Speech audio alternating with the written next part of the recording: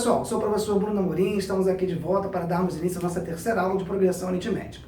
Na nossa primeira aula, nós estudamos o conceito de progressão aritmética, a classificação e o termo geral. E na segunda aula fizemos exercícios sobre o que foi visto na aula 1.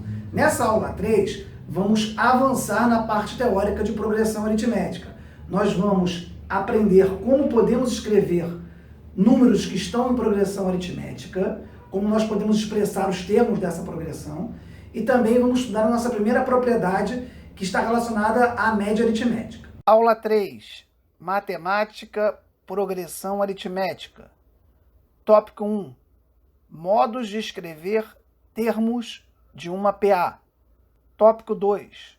Propriedade da média aritmética. Bom, lembra vocês que a progressão aritmética é aquela progressão em que cada termo posterior é igual ao termo anterior mais uma razão. Por isso eu começo colocando que AN mais 1 é igual a AN mais R.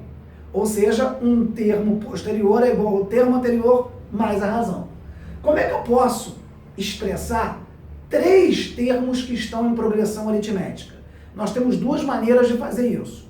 A primeira maneira é colocar como primeiro termo x. O segundo termo será o x mais o r. O terceiro termo será o x mais 2r, porque de um termo para o outro a gente vai acrescentando uma razão. Então eu posso botar que é x, x mais r e x mais 2r.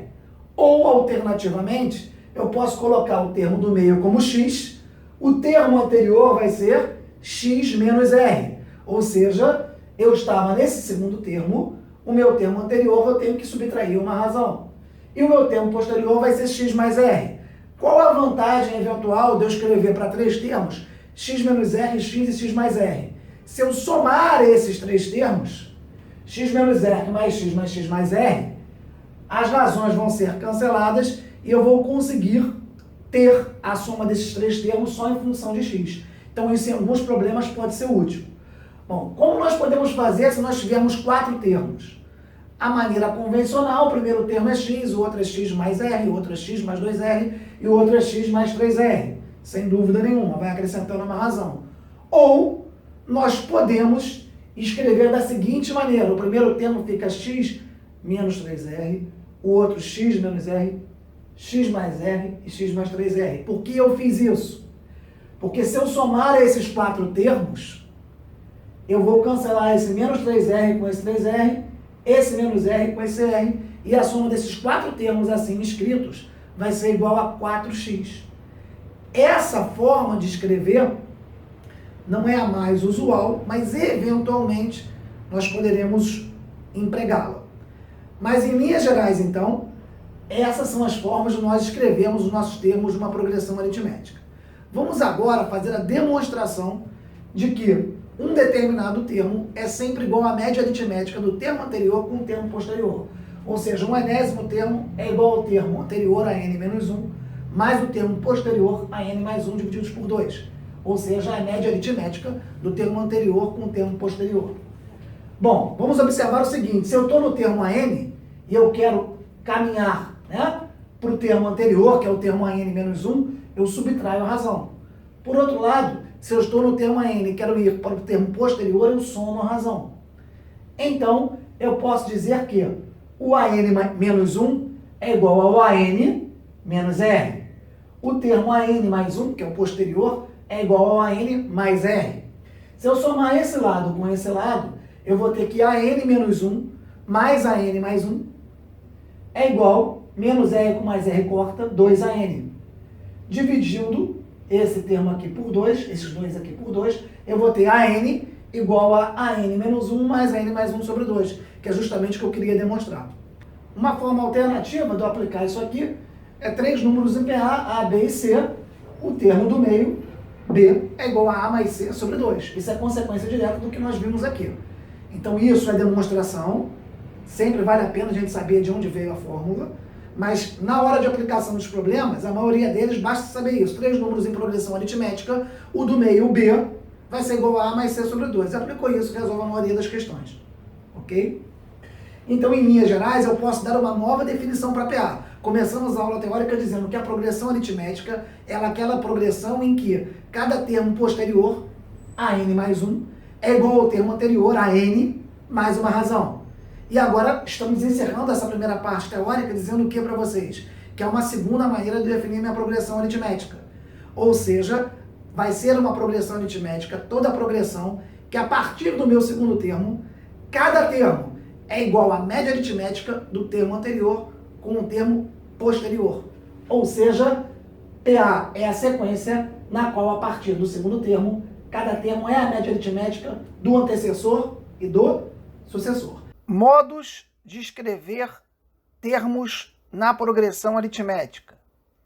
3 termos: x menos r, x mais r, ou, alternativamente, x mais r, x mais 2r.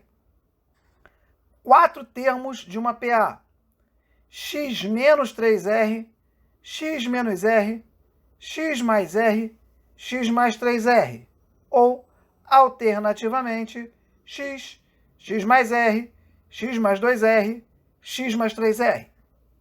Propriedade da média aritmética. 3 termos em PA.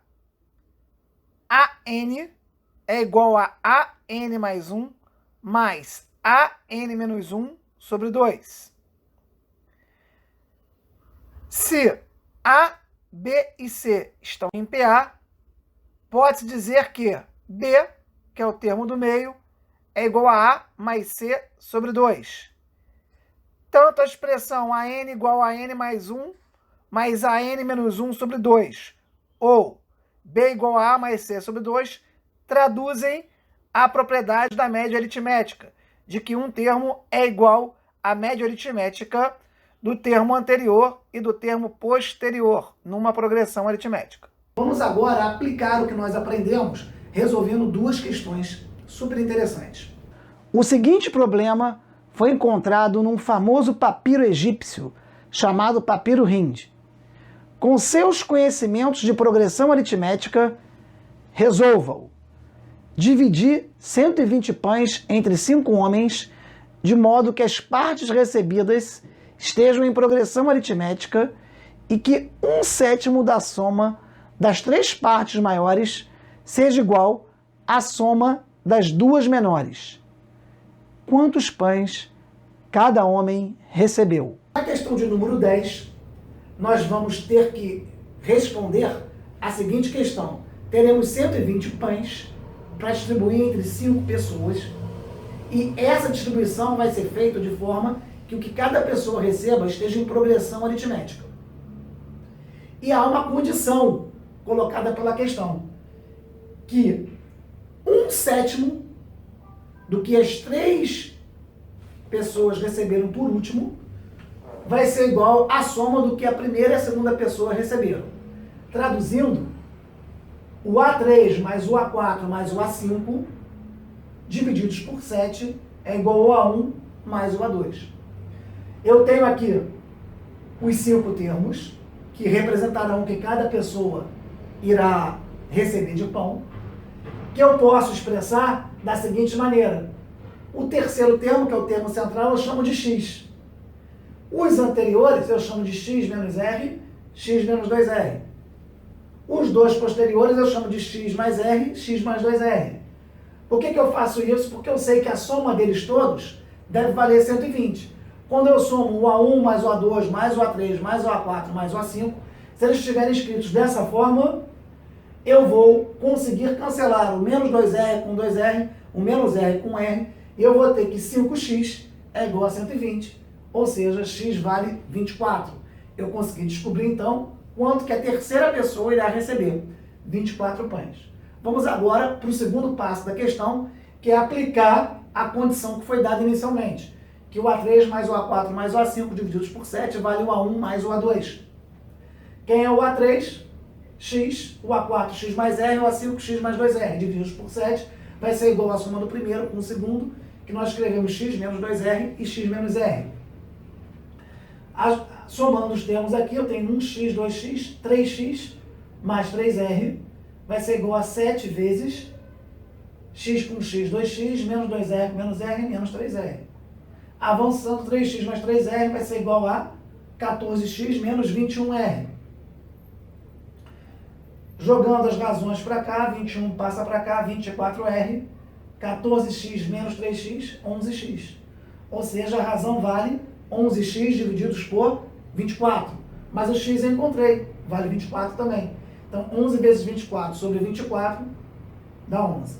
Então, eu acabei de encontrar qual o valor da razão. Eu sei que o terceiro termo vale 24, a razão vale 11, vou encontrar agora os outros termos.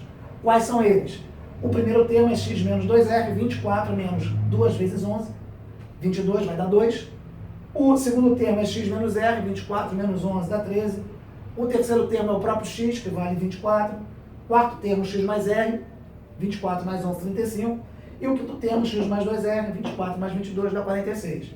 Só de curiosidade, se eu somar todos eles aqui, está marcado aqui em vermelho, eu vou obter 120, ou seja, a questão está toda consistente. E nós conseguimos encontrar o que cada um irá receber. É uma boa questão que obriga a gente a aprender a escrever os termos numa progressão aritmética de uma forma genérica para chegar na resolução. Espero que vocês tenham compreendido e vamos agora dar início à nossa próxima questão. As medidas dos três lados de um triângulo retângulo são números em progressão aritmética. Qual o valor da área do triângulo, sabendo-se que o menor lado mede 6? Essa questão também vai exigir da gente que saibamos escrever três números em progressão aritmética.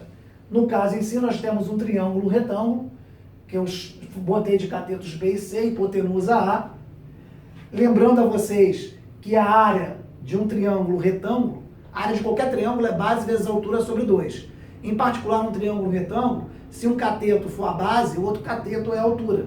Então, base vezes altura sobre 12, eu posso transformar isso num triângulo retângulo como produto dos catetos divididos por 2. Temos também a relação de Pitágoras, que nos diz que a hipotenusa ao quadrado é a soma dos quadrados dos catetos. Então aqui eu tenho que a área do triângulo retângulo é B vezes C, que são os catetos sobre 2, e A ao quadrado, que é a hipotenusa, é igual a B2 mais C2. Bom, a questão diz que o menor dos catetos vale 6 e que todos os lados do triângulo retângulo estão em progressão aritmética. Ora, eu posso chamar o primeiro de 6, o próximo cateto, que é o maior cateto, é 6 mais R, e a hipotenusa, que é o maior dos três lados, vai ser 6 mais 2R. Naturalmente, do que nós aprendemos de como podemos escrever números que estão em progressão aritmética. Aplicando o teorema de Pitágoras, nós temos que a hipotenusa, 6 mais 2R ao quadrado, vai ser igual ao menor cateto, 6 ao quadrado, mais o segundo cateto ao quadrado, que é 6 mais R ao quadrado. Bom, vamos usar o produto notável. 6 mais 2R ao quadrado é o primeiro ao quadrado, mais 2 vezes o primeiro vezes o segundo, que dá 24R, mais o segundo termo ao quadrado, que é 4R ao quadrado. 6 ao quadrado, 36. 6 mais R, de novo aplicando o produto notável, é igual ao primeiro ao quadrado, 36, mais 2 vezes o primeiro vezes o segundo, que dá 12R, mais o último termo ao quadrado, que é R ao quadrado. Agora vamos juntar, né? Tudo que é R ao quadrado com o que é R e o que é número. Eu tenho aqui 4R ao quadrado, R ao quadrado, quando eu trago para cá dá 3R ao quadrado. 24R com 12R, quando eu trago para cá, 24 menos 12, 12R. Eu tenho 36, com esse 36 cancelo, mas tem mais um 36 aqui que vem para cá com sinal de menos. Então tem 3R2 mais 12R menos 36 igual a 0. Posso dividir todos eles por 3, vai me dar R ao quadrado mais 4R menos 12 igual a 0. Vou agora resolver uma equação de segundo grau aplicando Bhaskara, onde o delta é B2 menos 4AC, B2 é 16, menos 4 vezes 1 vezes menos 12, 48, se eu somar vai dar 64. Então a razão vai ser menos B, mais ou menos raiz de delta sobre 2A. Então fica R igual a menos 4 mais ou menos 8 divididos por 2. R vai ser igual a menos 4 mais 8 sobre 2, que é 2, ou menos 4 menos 8, menos 12 por 2, menos 6. Lembrando a vocês que eu vou ter duas possibilidades de razão, uma razão positiva e uma razão negativa. Vamos fazer uma pequena análise. Às vezes uma das soluções não corresponde a um resultado possível, porque se trata de um problema de geometria. Se eu admitir que a razão é menos 6, da maneira como eu escrevi aqui, eu vou ter que um dos catetos tem tamanho 0. 6 mais menos 6 dá 0. Ou seja, isso não é um resultado crível, não é um resultado possível. Então essa opção eu tenho que descartar. Só vai sobrar R igual a 2. Se R for igual a 2, eu vou ter que o meu cateto menor é 6, o maior é 6 mais 2 é 8, e a hipotenusa é 6 mais 2R vai dar 10. E qual vai ser a minha área? É o produto dos catetos divididos por 2. B vezes C sobre 2, 6 vezes 8 sobre 2, 48 por 2, 24, e que nos permite encerrar a questão. Um forte abraço a todos vocês, curtam, compartilhem, dividam com seus amigos, esse canal é feito para vocês. Não esqueçam de assistir às aulas anteriores e continuem assistindo às próximas aulas. Já adianto, a aula 4 vai ser uma aula exclusivamente de resolução de exercícios, para que esses conhecimentos que nós aprendemos hoje fiquem mais sedimentados. Um forte abraço, repitam comigo, eu vou passar!